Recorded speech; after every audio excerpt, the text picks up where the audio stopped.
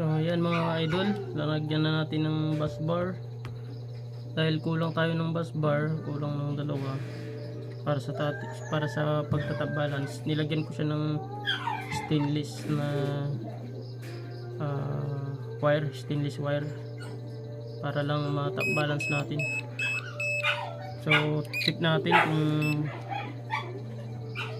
okay na yung voltahe niya.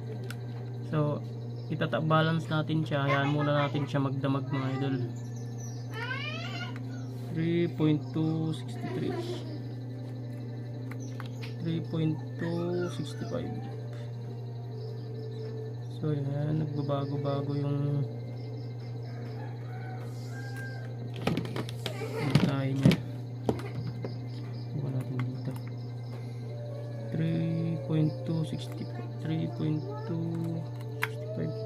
3.263 3.264. So ayan mga idol, nagkakaparehas na sila. 3.265 3.263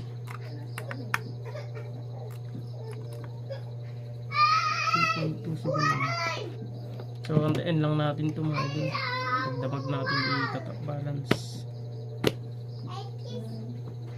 Pag natap balance na natin mga idol,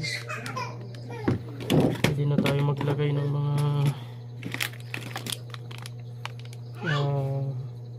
tawag dito, tip balancer. Yung BMS wala pa, hindi pa tayo hindi pa dumating.